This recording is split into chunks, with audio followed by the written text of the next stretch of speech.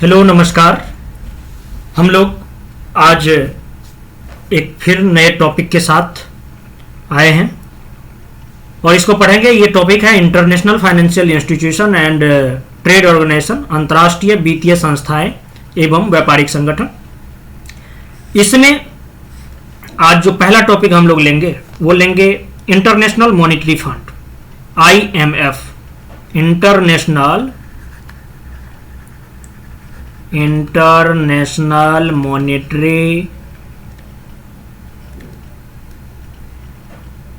Monetary fund, अंतर्राष्ट्रीय मुद्रा कोष। इसके बारे में पूरे डिटेल में जानेंगे। अंतर्राष्ट्रीय मुद्रा कोष की कल्पना पहली बार जो है वर्ष 1944 में संयुक्त राष्ट्र संघ द्वारा आयोजित ब्रेटन वुड्स सम्मेलन में की गई थी और इस सम्मेलन का आयोजन संयुक्त राज्य अमेरिका के न्यू हैम्पशायर नामक शहर के ब्रेटन वुड्स नामक स्थान पर किया गया था। और ब्रेटन वुड्स सम्मेलन में अंतर्राष्ट्रीय मुद्रा कोष के साथ ही अंतर्राष्ट्रीय पुनर्निर्माण एवं विकास बोर्ड, अंतर्राष्ट्रीय international bank for reconstruction and development, अंतर्राष्ट्रीय पुनर्निर्माण एवं विकास बैंक के गठन की भी कल्पना की गई थी। और अंतर्राष्ट्रीय पुनर्निर्माण एवं विकास बैंक विश्व बैंक समूह का महत्वपूर्ण संस्था है, जहां पे हम लोग विश्व बैंक जो पढ़ेंगे तो वहां पे आपको हम बताएंगे जो विश्व बैंक का ये भाग है। तो शांत रहिएगा तब तक के लिए। तो IMF, यहाँ पे इसकी चर्चा इसलिए कर रहा हूं कि IMF और IBRD इनको जुड़वा संस्था बोला जाता है। जुड़वा संस्था, ट्विन्स इंस्टीट्यूशन, क्लियर बात। और IBRD में अगर IDA को जोड़ देते हैं तो वर्ल्ड बैंक बनता है। हालांकि इसका और भी बात है, इसको हम लोग वर्ल्ड बैंक को डिटेल में पढ़ेंगे, ठीक है। अभी फिलहाल IMF की चर्चा करते हैं।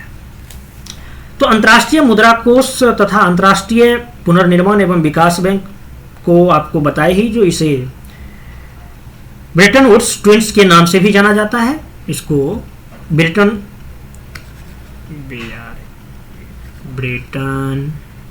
वुड्स, क्योंकि इस शहर में हुआ ना, इसीलिए ब्रेटन वुड्स ट्विन्स, ठीक है।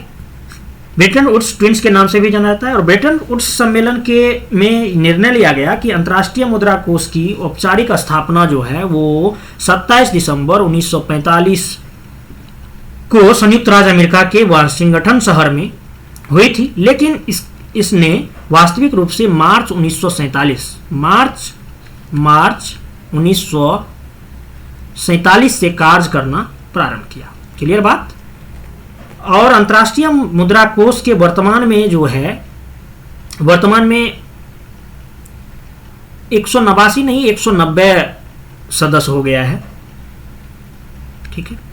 190 सदस्य, वर्तमान में 190 सदस्य जो है वो हो चुका है।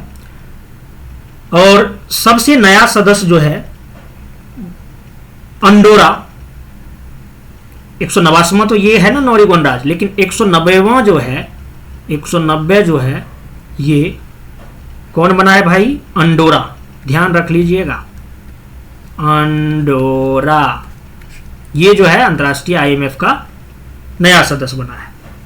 और फिर नेक्स्ट बात एकदम इसमें पूछा जाता है भाई, हर एग्जाम में चटका देगा, रेलवे से लेकर के ग्रुप डी से लेकर के UPSC तक। प्रथम प्रबंधक जो था, प्रबंधक निदेशक, उसका नाम था कैमिल गट, यानी कैमलिन गट भी कहीं कहीं पे है, ठीक है। CMILLA गट, GUTT, क्योंकि अगर अपना इंडियन लोग लिखते ना नाम तो ये GUTT नहीं GUTT कर देते, लेकिन इसका मेनली नाम जो है कैमिल गट है, ठीक है। तो लेकिन वर्तमान में जो है क्रिस्टेलिना जॉर्जीवा, इसका भी नाम इंग्लिश में लिखना पड़ेगा क्योंकि कोई चटका देगा कुछ से कुछ। क्रिस्टेलिना जॉर्जीवा, जॉर्जियाई भी ये होता है, बस यही बात है। क्रिस्टिलिना जॉर्जिवा जो है वर्तमान में अंतर्राष्ट्रीय मुद्रा कोष की प्रबंध निदेशक हैं, ये आपको मालूम होगा। और इसके प्रथम प्रबंधक निदेशक जो थे वो थे कौन? कैमलिन गट। अच्छा, एक क्वेश्चन हम आप लोग से पूछते हैं, जो क्रिस्टिलिना जॉर्जिवा जो है ये किसकी जगह ली है? क्रिस्टिलिना जॉर्जिवा किसकी जगह ली है? तो कोई बात नहीं है भाई, ये मैं बता ही देता हूं, क्योंकि आप कमेंट बॉक्स में लिखेंगे कि नहीं लिखेंगे पता नहीं। इसका नाम था क्रिस्टीन लगार्ड। क्रिस्टीन लगार्ड की जगह लिया था क्रिस्टिलिना जॉर्जिवा। कब से काम करना स्टार्ट किया था? 2019 से, ठीक है ना, 2019 से। अब डेट शायद क्या था उसका? डेट था 1 जनवरी था, या याद आता है तो बता देता हूं भाई, 1 अक्टूबर 2019। 1 अक्टूबर 2019 को से ये अपना कार्यभार संभाले थे, ठीक है। इकोनॉमिस्ट है भाई। अब हम लोग मेनली जो बात करते हैं, जो आईएमएफ के कार्य क्या है, ठीक है, आईएमएफ के कार्य से संबंधित आईएमएफ की रिस्पॉन्सिबिलिटीज ऑफ आईएमएफ, ये भी आप कह सकते हैं, ठीक है। आईएमएफ की जिम्मेदारियां क्या क्या है? अंतर्राष्ट्रीय मौद्रिक सहयोग को बढ़ावा देना, भुगतान संतुलन को संतुलित करने के लिए सदस्य देशों को ऋण देना।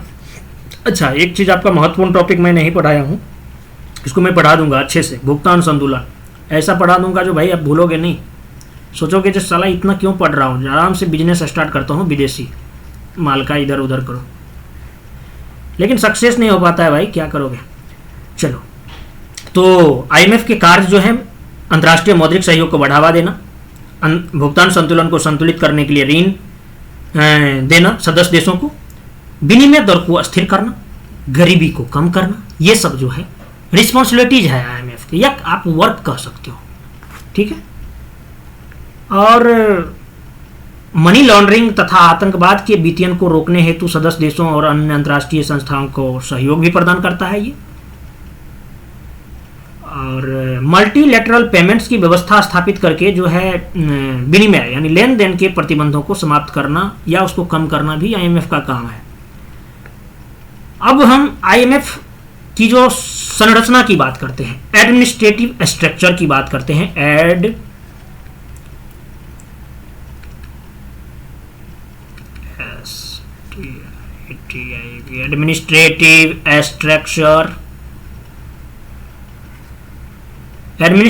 Structure of IMF in international monetary fund के एडमिनिस्ट्रेटिव स्ट्रक्चर के बारे में देखते हैं, यानी अंतर्राष्ट्रीय मुद्रा कोष की प्रशासनिक संरचना कैसा है, ठीक है। तो ये जो है ना गवर्नर मॉडल पर आधारित है, बोर्ड ऑफ गवर्नर सबसे ऊपर रहता है, ये समझ रहे हैं, सबसे ऊपर रहता है, सबसे ऊपर जो है बोर्ड ऑफ गवर्नर रहता है। अंतर्राष्ट्रीय मुद्रा कोष की ये सर्वोच्च निर्णायक संस्था है, कौन भाई? बोर्ड ऑफ गवर्नर, जिसमें इसके सभी 190 सदस्य, यहां कर लीजिएगा भाई, अंडोरा जाके जुड़ गया तो इसको लिख लेना है, 190 देश हो गया है, और 190वां देश कौन सा है भाई? अंडोरा। और तो बैंक ऑफ गवर्नर में जो है, बैंक ऑफ गवर्नर में 190 सदस्य का जो है इसमें प्रतिनिधित्व होता है, और कोष के गवर्नर मंडल में प्रत्येक सदस्य देश द्वारा गवर्नर नियुक्त किया जाता है, जो उस सदस्य देश का वित्त मंत्री, उस सदस्य देश का केंद्रीय वित्त मंत्री या केंद्रीय बैंक का गवर्नर होता है। इसके साथ ही जो है प्रत्येक देश द्वारा कोष के गवर्नर मंडल में एक वैकल्पिक गवर्नर भी नियुक्त किया जाता है, ये भी ध्यान रखना है, और जो गवर्नर की अनुपस्थिति में गवर्नर मंडल की बैठक में अपने देश का प्रतिनिधित्व करता है, ठीक है। और ये जो बैठक होता है ना, वर्ष में एक बार होता है। और दूसरी बात ये भी आपको जानना पड़ेगा, जो ये बोर्ड ऑफ गवर्नर जो है ना, ये सलाह देता है, क्या सलाह देता है? जो अंतर्राष्ट्रीय मुद्रा कोष और विश्व बैंक समूह के गवर्नर मंडल अपने संबंधित जो भी इंस्टीट्यूशन के काम पर चर्चा करने हेतु संबंधित वर्ष में एक बार तो मिलते ही हैं, और वहां पे ये अंतर्राष्ट्रीय मुद्रा कोष के गवर्नर मंडल को सलाह ये प्रदान करते हैं, सलाह प्रदान करने के लिए जो है 24 सदस्य वाली अंतर्राष्ट्रीय मौद्रिक एवं वित्तीय समितियां IMF, एकदम शॉर्ट है भाई, इंटरनेशनल मॉनेटरी फाइनेंशियल कमिटी की बैठकों का आयोजन वर्ष में 2 बार किया जाता है। वर्ष में कितना बार? IMFC की बैठक वर्ष में 2 बार बैठक होता है। पहली बैठक जो है बसंत बैठक होता है। ये पहली बैठक जो होता है बसंत बैठक, स्प्रिंग मीटिंग,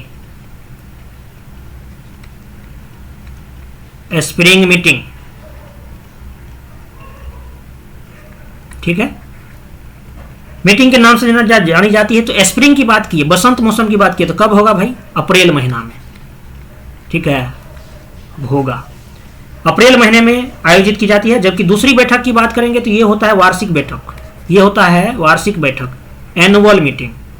तो एनुअल मीटिंग के नाम से जानी, जो प्रायः कब होगा भाई? सितंबर से अक्टूबर में, हाँ सितंबर अक्टूबर में होता है, कोई लिमिट नहीं है, कभी सितंबर में तो कभी अक्टूबर में हो जाता है। तो ये जो बात था ये IMFC की बात था, अंतर्राष्ट्रीय मौद्रिक एवं वित्तीय समिति। और अंतर्राष्ट्रीय मुद्रा कोष के गवर्नर मंडल ने अपनी अधिकांश शक्ति को कार्यकारी मंडल एग्जीक्यूटिव बोर्ड के पक्ष में डेलीगेट कर दिया है। लेकिन सदस्य देशों का कोटा बढ़ाने के लिए जो है SDR का नाम सुने हैं ना? क्या भाई, स्पेशल ड्राइंग राइट्स पढ़ा चुके हैं सारा बात, इस टोकरी में क्या क्या रहता है।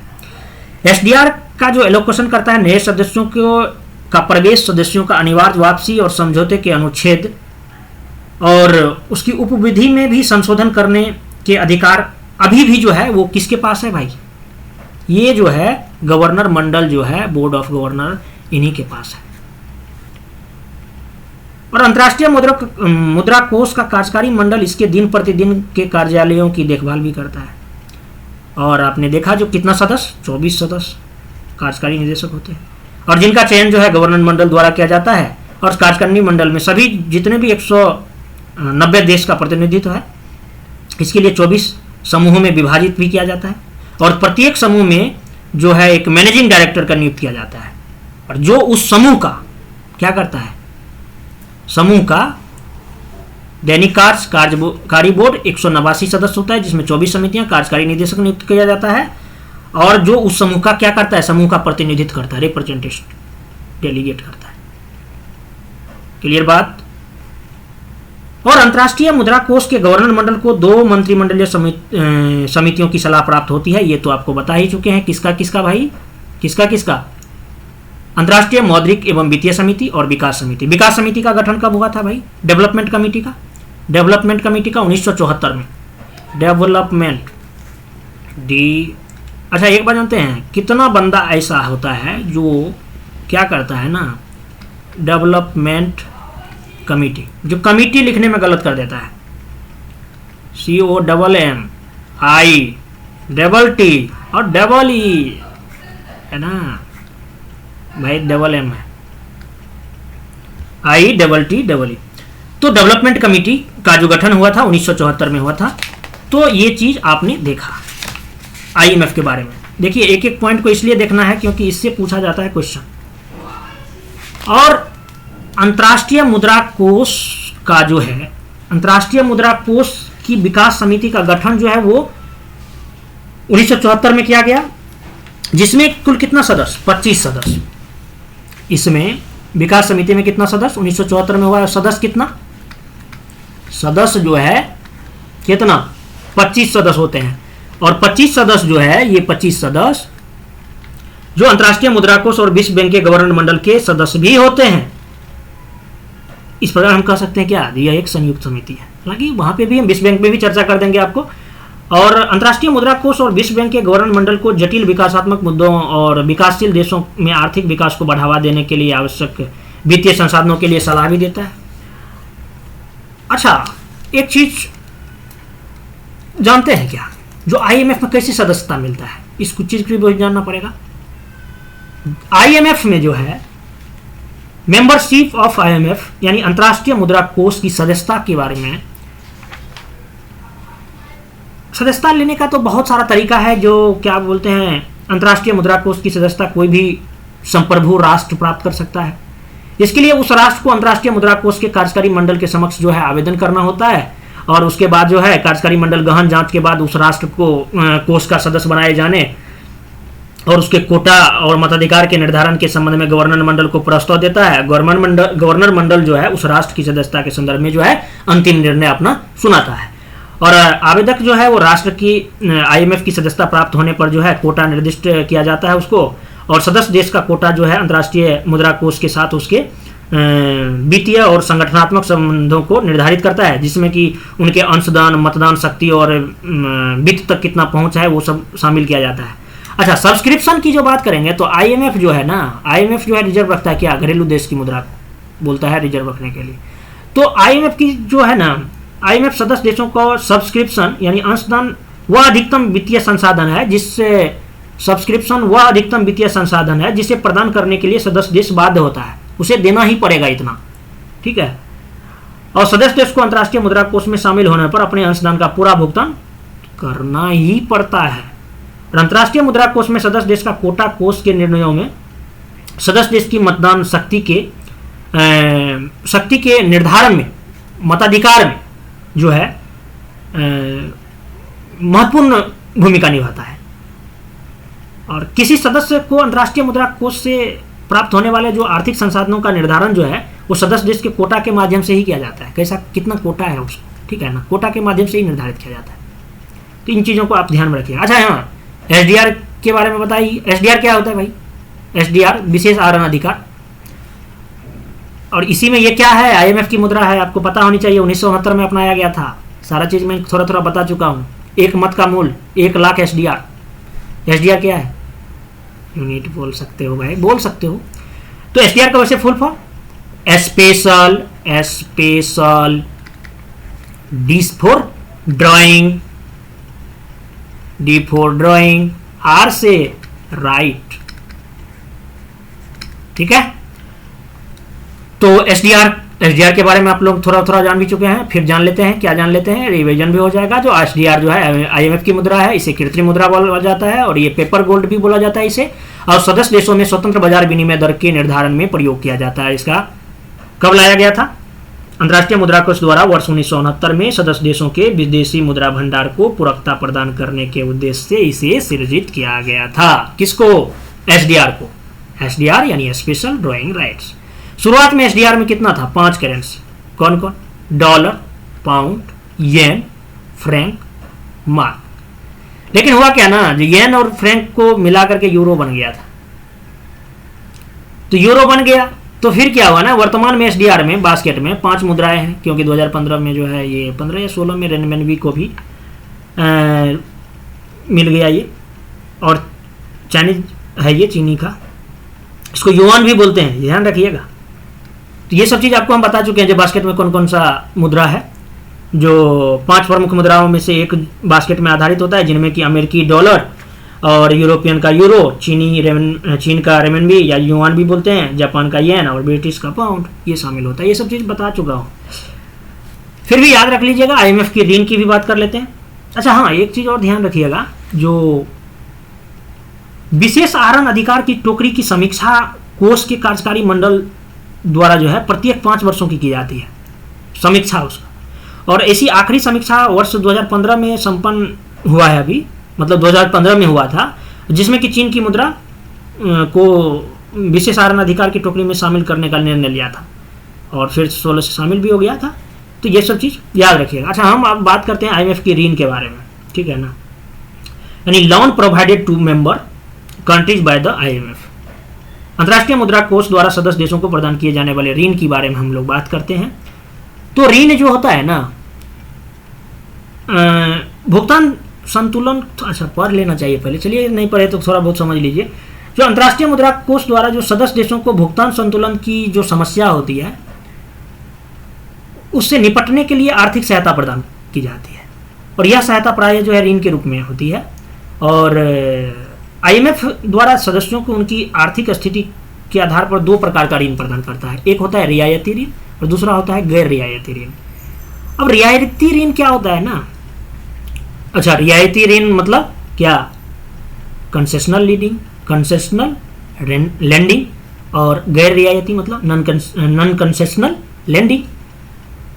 तो रियायती ऋण जिस पर कोई ब्याज नहीं लगता है, समझ रहे बातों को। यानी अंतर्राष्ट्रीय मुद्रा कोष द्वारा विकसित और विकासशील अर्थव्यवस्था वाले सदस्यों को तत्कालिक भुगतान संतुलन की समस्या के समाधान और उसके आर्थिक विकास को बढ़ावा देने के उद्देश्य से जो है ये गैर रियायती ऋण प्रदान किया जाता है। और गैर रियायती ऋण अल्प अवधि के लिए यानी अल्पकाल के लिए, अल्प अवधि और मध्यम अवधि के होते हैं और ऋण प्राप्तकर्ता देश को ऋण के बदले में ब्याज का भुगतान करना होता है। ये भी ध्यान रखिएगा, नॉन कंसेशनल बोल रहे हैं, ठीक है ना। कंसेशनल की बात करेंगे तो फिर अलग वाला बात हो जाए, जिसमें क्या नॉन कंसेशनल में जिसमें क्या ब्याज लिया जाता है, भुगतान संतुलित के लिए दिया जाता है। ये बात अभी हम बताए ही आपको, भुगतान संतुलन को से उबरने के लिए दिया जाता है और अल्पकाल के लिए दिया जाता है। वहीं रियायती ऋण की जहां तक बात है तो रियायती ऋण जो है ना, रियायती ऋण अंतर्राष्ट्रीय मुद्रा कोष जो है अल्प विकसित अर्थव्यवस्था वाले, समझ में आ रहा है कि नहीं आ रहा है जो ये जो बोला हूं, तो ये विकसित और विकासशील अर्थव्यवस्था, विकसित और विकासशील, और ये सब आप पढ़ लीजिएगा। अगर पूरा नहीं पढ़िएगा ना टोटल क्लास को बारी बारी से एकदम लाइन, मतलब जैसे मैं जिस सीरीज से क्लास अपलोड किया हूं, तो फिर बाकी समझ में नहीं आएगा, सब तब लगेगा जो क्या क्या पढ़ा दिया है। तो इसलिए पहले शुरू से देखिए, विकसित विकासशील। तो आप गैर रियायती ऋण जो है ये विकसित और विकासशील अर्थव्यवस्था वाले सदस्यों के तत्कालिक भुगतान संतुलन की समस्या के समाधान और आर्थिक विकास को बढ़ावा देने के उद्देश्य से जो है प्रदान किया जाता है। वहीं रियायती ऋण जो है ये अल्प विकसित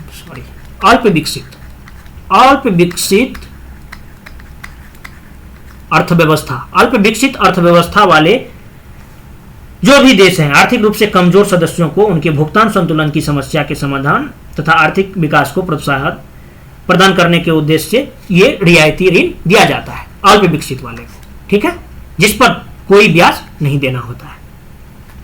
रियायती ऋण प्राप्तकर्ता सदस्य देशों को केवल प्राप्त ऋण की राशि ही अंतर्राष्ट्रीय मुद्रा कोष में वापस करनी होती है तथा उन्हें ब्याज का छूट है। क्लियर बात? अच्छा, अब आईएमएफ द्वारा सदस्य देशों को ऋण के लिए कुछ शर्तें भी होगा भाई, कंडीशनलिटी कुछ ना कुछ रखेगा ही ना, ऐसे में तो पता चलेगा पाकिस्तान लेकर के फरार हो रहा है? कभी क्या हो जाएगा पता नहीं चलेगा। वैसे यहाँ भी गैंगस्टर सब का बहुत बड़ा रोल निभा रहा है, धीरे धीरे देख ही रहे हैं न्यूज सबको। हाँ, तो हम लोग बात कर रहे हैं जो आईएमएफ द्वारा सदस्य देशों की ऋण के लिए क्या क्या शर्तें हैं भाई, यानी आईएमएफ कंडीशनलिटी, आईएमएफ कंडीशनलिटी,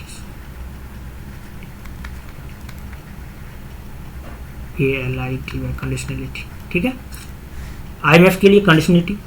तो इसमें जो मेन कंडीशन है ना, जो अधिकतर एग्जाम में पूछा जाता है, कॉमन जो है, आईएमएफ द्वारा सदस्य देशों के लिए ऋण के लिए शर्तें ये है जो राजकोषीय घाटा को कम करना पड़ेगा, उसको चालू खाता घाटा में कमी करना पड़ेगा, निजीकरण को बढ़ावा देना पड़ेगा। समझ रहे हैं ना?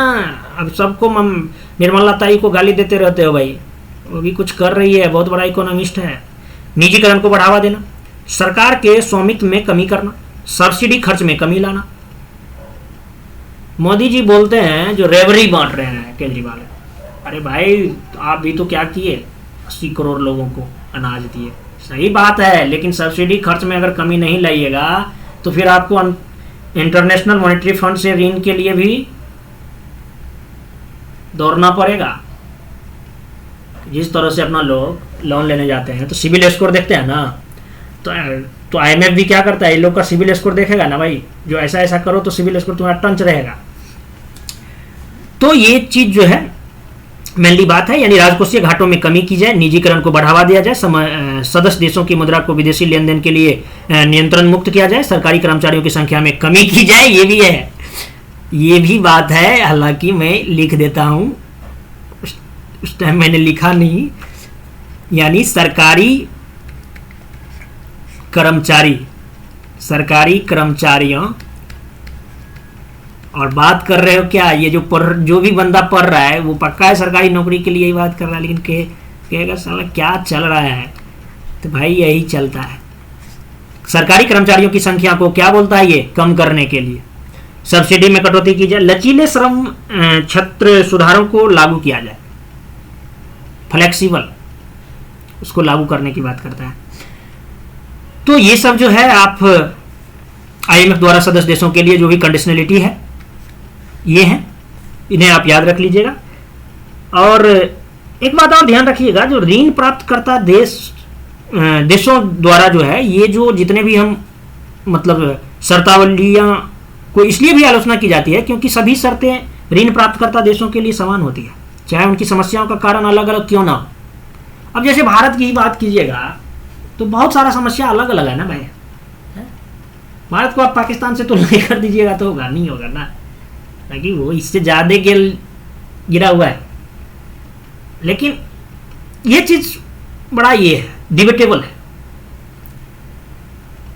क्योंकि सबका अलग अलग, अपने लोगों में अगर बात करेंगे तो सबका अलग अलग मतलब जरूरत है, नीड्स है, किसी चीज़ में कुछ की कमी है, सबके लिए कॉमन कमी नहीं है ना, उसी तरह से देशों में भी है ना। तो खैर हम लोग इतना ज़्यादा डिटेल में नहीं पढ़ने वाले हैं क्योंकि वो डिबेटेबल वाला बात जो है, कोई मेंस में क्वेश्चन आता है तो फिर आप लिखिए, ज़्यादा लंबा चौड़ा करना है तो। हाँ, अब हम लोग बात करते हैं भारत और IMF के बारे में रिलेटेड। भारत जो है, भारत से संबंधित जो बात है, भारत संस्थापक सदस्य है, इसका ध्यान रखिएगा। भारत अंतर्राष्ट्रीय मुद्रा कोष के संस्थापक सदस्यों में से एक है और यह 27 दिसंबर, अगर संस्थापक सदस्य है तो कब आएगा, जब इनका 27 दिसंबर 1945 अंग्रेज टाइम में ही बन गया है भाई, 27 दिसंबर 1945 को IMF में शामिल हो चुका है। और IMF जो है भुगतान संतुलन को संतुलित करने के लिए 1991 में ऋण भी दिया था। और आपको पता होगा LPG के बारे में 1991 में। और भारत एवं अंतर्राष्ट्रीय मुद्रा कोष के मध्य जो है सदैव मित्रवत संबंध रहे हैं और पूर्व में अंतर्राष्ट्रीय मुद्रा कोष द्वारा भारत को भुगतान संतुलन की समस्या में समाधान हेतु जो है ऋण भी उपलब्ध कराया गया, जबकि वर्तमान में भारत इसके वित्त पोषक राष्ट्रों में शामिल है, मतलब दे रहा है, थोड़ा थोड़ा सुधार आ रहा है भाई साहब, और वित्त पोषक सदस्य देश भी है। अंतर्राष्ट्रीय मुद्रा कोष की जो अभी आपको बताया है, जो समीक्षा भी लागू किया जाता है, तो 14वीं अभी जो हुआ है ना, वो 14वीं था समीक्षा, 14वीं जनरल रिव्यू बोलते हैं उसको, यानी 14वीं सामान्य समीक्षा लागू की गई है। 14वीं समान समीक्षा लागू किए जाने के पश्चात जो है इसमें भारत का कोटा जो हो गया है, वो कोटा हो गया है 2.67%, कोटा हो गया है। अरे यार, ये शायद इसका कोटा में कुछ चेंजिंग हुआ है, एक जगह मैंने गूगल पे ही देखा हूँ, तो इसको यहाँ पे आप लिख लीजिए 2.76%। इसमें भारत का कोटा 2.76% तथा वोटिंग शेयर जो है 2.63%, यानी वोटिंग जो है ना, वोटिंग शेयर जो है 2.63% ही है। और इस प्रकार भारत अंतर्राष्ट्रीय मुद्रा कोष का जो है 8वां स्थान पे है, यानी 8वां सर्वाधिक कोटा धारक और वोटिंग शेयर वाला राष्ट्र बना हुआ है, यानी बन गया है। और पहले नंबर पे कौन है भाई, USA, उसके बाद जापान, चाइना। ध्यान रखिएगा, फर्स्ट 3 जो है उसको याद रखना है, उसके बाद अपना देश का क्या है यही पूछता है अधिकतर। और एक चीज़ और जान लीजिए, जो वर्ष 1991 के जो दौरान जो है, वर्ष 1991 के दौरान अंतर्राष्ट्रीय मुद्रा कोष द्वारा भारत को जो ऋण प्रदान करते समय शर्तावली आरोपित की गई थी, लेकिन क्या हुआ ना, जो भारत द्वारा नई आर्थिक नीति लागू की गई, जिनके अंतर्गत उदारीकरण, निजीकरण और वैश्वीकरण की प्रक्रिया प्रारंभ की गई, उस शर्त जो दिया गया था उसमें, तो क्योंकि आपने देखा है जो IMF से लेने के लिए उसको शर्त है ना, और इसने जो भुगतान संतुलन को संतुलित करने के लिए ऋण दिया था, तो ऋण जो दिया था तो उसको पालन करना पड़ेगा। तो अब आपको पता चल गया वो LPG क्यों लाया गया था। LPG लाने का कुछ ना कुछ मतलब रहा होगा ना, थियोरी, किसी का कॉन्सेप्ट। ठीक है, मनमोहन जी लाए, बिल्कुल सही बात है, और इनके लिए उन्हें बहुत श्रेय भी दिया जाता है, बहुत बड़े इकोनॉमिस्ट हैं वो, अपने आप में पिलर हैं। तो ये सारे बात आपने जान ही लिया। और भारत, अच्छा एक चीज़ और जान लीजिए, जो IMF में अपनी भूमिका में वृद्धि के लिए सदैव भारत जो है प्रयासरत रहा है। और इस क्रम में भारत द्वारा अंतर्राष्ट्रीय मुद्रा कोष के कोटा और प्रशासनिक सुधार हेतु जो है वो लगातार मांग की जा रही है, जो कुछ कोटा में सुधार किया जाए, प्रशासनिक सुधार किया जाए। तो ये सब बात जो है हम लोग आईएमएफ के बारे में पूरे डिटेल में जाने। ठीक है, आपका कोई भी क्वेश्चन अगर आईएमएफ से रिलेटेड आता है तो मुझे आशा है जो आप 100% सटीक आंसर देंगे। तो धन्यवाद, फिर मिलते हैं किसी क्या दूसरे टॉपिक लेकर के आते हैं वर्ल्ड बैंक के बारे में। धन्यवाद।